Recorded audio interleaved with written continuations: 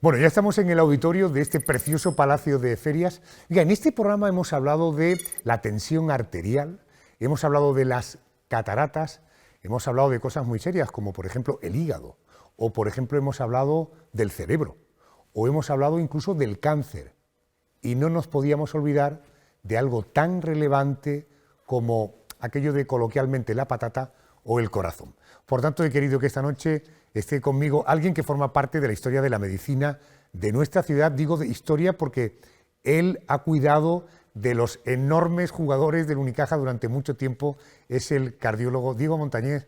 Muy buenas noches, bienvenido. Buenas noches, bien hallado. El corazón es el órgano más importante del cuerpo porque, oiga, el corazón se puede trasplantar, pero el cerebro no, ¿eh? Sí, bueno, todo nuestro organismo, todos los órganos tienen su importancia y su misión y su acción. Pero quizás el corazón esté un poquito más mitificado porque es el que nos va a indicar cuando una persona está vivo o ha fallecido lamentablemente. Cuando vemos a un enfermo terminal, bueno, pues tenemos una serie de analíticas y pruebas, pero no depende esa vida del hígado, del páncreas, del estómago, sino depende del corazón. Cuando vemos una persona que está en parada, si no podemos reanimarlo en unos cuantos minutos, evidentemente ya no hay vuelta atrás, ¿no? También ocurre que la cantidad de muertes que hay por enfermedades cardiovasculares o cerebrovasculares, lo que le da también un mito, un halo de importancia al corazón. Y evidentemente, como decía usted antes, el corazón se puede trasplantar, afortunadamente, y de hecho va muy bien, y la mayoría de los trasplantes tienen una vida de duración bastante larga. Sin embargo, por ejemplo, la cabeza del cerebro no se puede trasplantar, pero eso es evidentemente porque hay que seccionar esa médula espinal y por ahora eso es totalmente imposible. Doctor, algo que es inherente al corazón es el latido. Ese latido que nos acompaña desde que nacemos hasta que fallecemos, es decir, durante mucho tiempo. ¿De dónde sale la energía para que ese músculo esté, ahora voy para acá, ahora voy para allá, toda la vida durante 24 horas sin descanso? Y evidentemente que no descanse, porque si descansa, mal asunto. Mala cosa. Sí, el corazón es un órgano de musculatura estriada, parecida la musculatura estriada de nuestros brazos, nuestras piernas, del aparato locomotor. Sin embargo, tiene una composición especial, que es la cual, como bien dice usted, puede y dura toda la vida. Yo siempre a los alumnos les explicaba que si cogemos un músculo estriado normal, por ejemplo un brazo, ponemos una pesa y hacemos unas flexiones, se puede estar 1 hora, 2 horas, 3 horas, 4, pero llega un momento que ese músculo falla y ya no puede y entonces se viene abajo. El corazón, afortunadamente, tiene esa capacidad de contracción enorme. Tiene unos pequeños descansos, evidentemente, cuando estamos de noche, la frecuencia cardíaca baja y entonces digamos que está todo un poco más a ralentí, pero evidentemente tiene que estar funcionando siempre. ¿Y ese funcionamiento que lo hace a base de impulsos eléctricos? Impulsos eléctricos automáticos, o sea, nosotros para mover un músculo estriado, nuestro cerebro tiene que dar una orden a mi pierna y dar una patada al balón o la orden al brazo para hacer determinado ejercicio o determinado movimiento.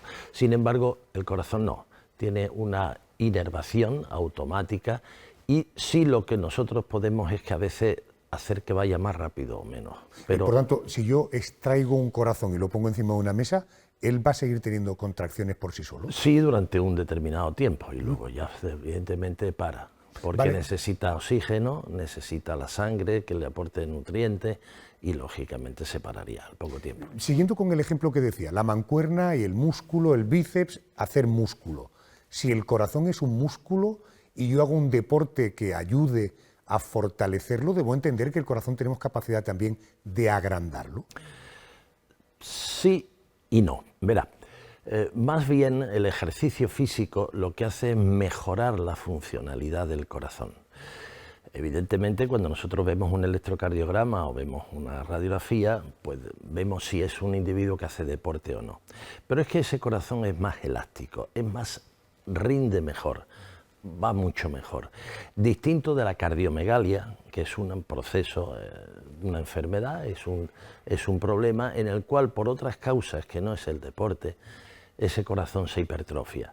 Y eso puede ser por una hipertensión arterial o por un problema de válvula, y eso sí es patológico. Por tanto, tener el corazón más grande o más pequeño de la media, de lo razonable, es síntoma de una patología, ¿no? Si es más grande, sí. El más pequeño tiene un determinado tamaño, depende también de las características del individuo.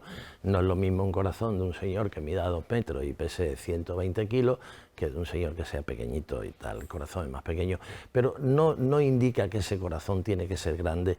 Cuando es grande es porque no funciona bien. De media, ¿cuál es el peso? ¿Qué pesa un corazón? El corazón viene a ser, imagínate, ¿como un puño? El puño, sí, más o menos. Ese es el tamaño que tiene. Y cuando ya le digo, cuando aumenta ese tamaño es porque hay una cardiomegalia y una alteración. Diego, ¿me puedes tratar de usted o de tú y que eso no te complique el mensaje? Entre otras cosas, nos conocemos desde que éramos los dos bastante más jóvenes, ¿verdad?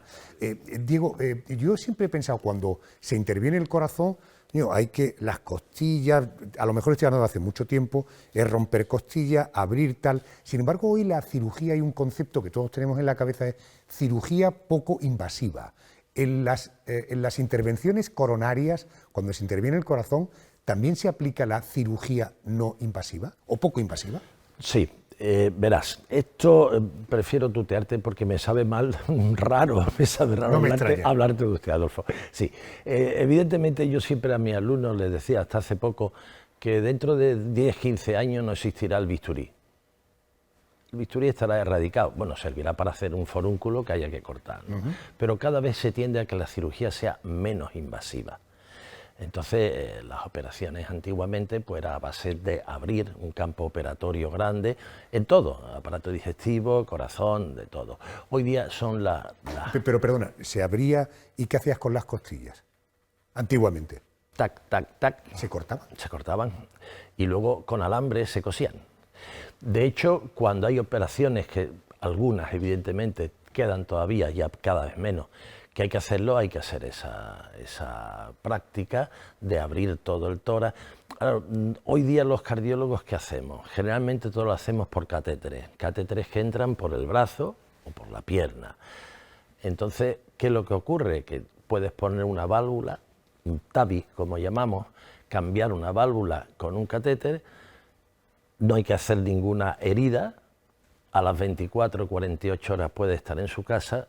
Pues imagínate lo que era antes, cuando había que romper el tórax de arriba abajo y hacer, bueno, era cruento, a más no poder, agresivo, y cada vez, pero eso no solo en el corazón, porque hoy día la cirugía artroscópica de las articulaciones pues ha ayudado a que las recuperaciones sean muchísimo más rápidas. Las laparoscopias, las intervenciones a través de unos 2 agujeritos donde se mete una cámara y una luz y unos aparatitos para trabajar, y no tienes que abrir a la persona. Ese es el futuro cada vez más de la cirugía y de esas especialidades. Claro, es que esa cirugía poco invasiva no solamente resuelve el tema de una recuperación, evita infecciones, todo son ventajas. Evita todo, evita... yo recuerdo cuando yo era residente y hacíamos guardia en el hospital, de todo, de interna, las vesículas biliares, los señores y las señoras que lo operaron de vesícula, pobrecitos, se tiraban 8 o 10 días con una sonda nasogástrica, un tubito metido aquí, con unos dolores enormes, con una raja de una parte al otro del abdomen.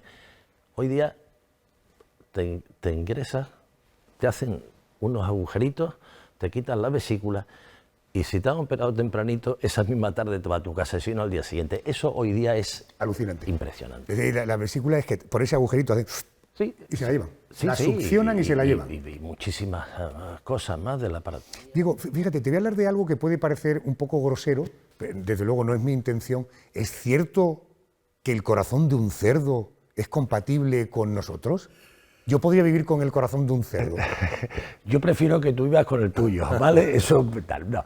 Bueno, vamos a ver. El problema de los trasplantes es que, salvo España, que tenemos que reconocerlo primero por la categoría de las instituciones y de la gente que se dedica a trasplantes, que tienen una profesionalidad y una perfección extraordinaria y hacen muy bien, muy bien, muy bien. Y por otra parte, a la gente buena que cede sus órganos en vida para cuando fallezca, o la familia de ese señor fallecido que cede los órganos. Y es la inmensidad de dar un órgano para que otra persona viva. Entonces, aquí afortunadamente hay una gran cantidad de trasplantes, por estas dos connotaciones que te digo. Lo que pasa es que no se cubren todas las necesidades y sobre todo en muchos países donde la incidencia de cesión de esos órganos es prácticamente nula. Veo que va llegando con prudencia a lo del cerdo. Sí, entonces se está intentando hacer, porque por ejemplo hay corazones artificiales que pueden funcionar durante unos días mientras viene el trasplante. Es un intervalo pequeño, ¿no? Exacto. Pero se trata de ver, a ver si es posible, pues no sé, acuérdate lo de la oveja Dolly hace años y todo esto. Parece ser que el corazón más adaptable al organismo humano y el que podía tener menos rechace es el del cerdo. Entonces, de hecho, ya hay granjas donde se trabajan genéticamente con esos cerdos para tratar de hacerlo lo más parecido para que no haya el tema del rechazo. Claro. Entonces, pero todavía eso está un poquito en mantilla. No se hace todavía ningún trasplante heterólogo, que son como así se llaman. Hay hombres que son hombres muy arrojados, muy valientes, que no le tienen miedo a nada, y hay otros hombres, como es mi caso, más vulnerables, más frágiles. A mí, por ejemplo, lo de volar no ha sido nunca nada que me haya resultado agradable, pero tomé medidas y fui a participar en un curso de miedo al volar. Me decían que probablemente mi vida profesional, yo tenía un cierto control sobre mi actividad y que pretendía tener esa misma actitud cuando me montaba en un avión, que lo que hay que hacer es dejar de querer controlar el avión, ya lo controla el piloto, bla, bla, bla. Y efectivamente tenían mucha razón. Yo, cuando vi un avión, el avión se va para un lado, yo voy para él también, porque no quiero desequilibrar el vuelo del avión. Bien, entonces me dijeron, mire, el ejemplo es el siguiente. Usted, que tiene tendencia a querer controlar las cosas, ¿usted controla el latido de su corazón? Dije, no. Bueno, pues deje de controlar un avión, es decir, abandónese, confíe, ¿no? Entonces, me ponían el ejemplo del corazón. Y ahí viene la pregunta. ¿Se puede controlar el latido del corazón? Ojo, porque yo soy bastante deportista, además hago meditación y yoga y tengo mi propia teoría. ¿Se puede controlar el latido del corazón, Diego? Bueno, dentro de unos límites. Me explico. Si una persona está en un estado de excitación grande, por nervios, por miedo, por terror, esa persona va a tener una taquicardia. Una taquicardia significa que el corazón va mucho más rápido de lo normal, está a más de 100 latidos por minuto. Yo con pacientes, algunas veces, en situaciones un poquito extremas, en la calle, que una persona puede pasar un mal rato, lo que sea, he tratado mediante maniobras vagales, apretar los globos oculares y sobre todo también con lo que decías antes. Si a esa persona lo relaja, se tranquiliza, le pierde el miedo, confía en que la persona que está al lado le dice, mira, tranquilo, soy cardiólogo, quédate tal. Esa taquicardia, muchas de ellas, cuando son funcionales, van a desaparecer, no cuando hay un problema ya grave, lógicamente. Entonces, dentro de esos parámetros sí podemos hacerlo. Con eso pasa igual con la tensión arterial.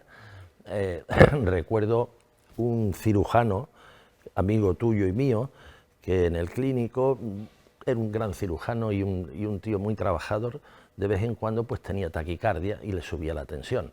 Entonces incluso a veces ha tenido que sustituirlo alguno en alguna intervención, venía a la consulta, yo cuando lo veía le decía, siéntate, quédate tranquilo, en un sillón grande que conoces que había allí, le hablaba tranquilo, lo relajaba, se controlaba la tensión y esa frecuencia cardíaca. Ese estrés ese mal rato hace que tengamos eso es normal. Cuando ahora este año que estoy pasando estos malos ratos con el Málaga, pues la verdad es que me da taquicardia y entonces tengo que controlarme y decir, oye, venga, vale. La respiración es un buen aliado para los latidos, la frecuencia cardíaca. Hay un juego muy divertido, si ustedes inhalan por la nariz y exhalan, digamos, por la boca, cuenten, por ejemplo, 3 inhalando y 6 exhalando, o cuenten 4 inhalando y 8 exhalando. Háganlo un par de minutos, verán cómo primero se van a relajar y su corazón va a empezar a latir con mucha más tranquilidad. Doctor Montañés, cardiólogo, de todo corazón, ¿a usted qué cosas le tocan el corazón? ¿Qué cosas hacen que el corazón deje de ser un elemento fisiológico y se convierta en lo que le da sentido a un ser humano? ¿Qué le toca al corazón? Muchas cosas, y a medida que soy más mayor, más todavía. A mí me toca el corazón la buena gente, la gente buena.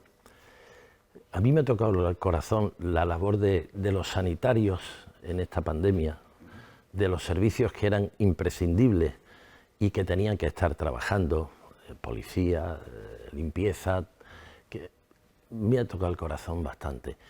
Me toca el corazón, como decía antes, la solidaridad con esos trasplantes que hay en España, que somos de los países más trasplantes se realizan. Me toca el corazón mi Nazareno del Paso y la Virgen de la Esperanza los Jueves Santos por las calles de Málaga. Me llega, pero mucho. Doctor Montañés, a mí me llegó al corazón poder llamarle y decirle me acompañas y que inmediatamente tuvieras la reacción de decir donde digas y a la hora que digas. Gracias por acompañarme esta noche, muy amable. Gracias a ti. Gracias. Un cardiólogo con un enorme corazón. Fíjense con el vídeo que nos vamos. Les voy a poner un vídeo de 2 animales feroces y un ser humano. De verdad que viendo estas imágenes uno tiene la sensación de que se emociona de corazón. Gracias, nos encontramos la próxima semana. Gracias.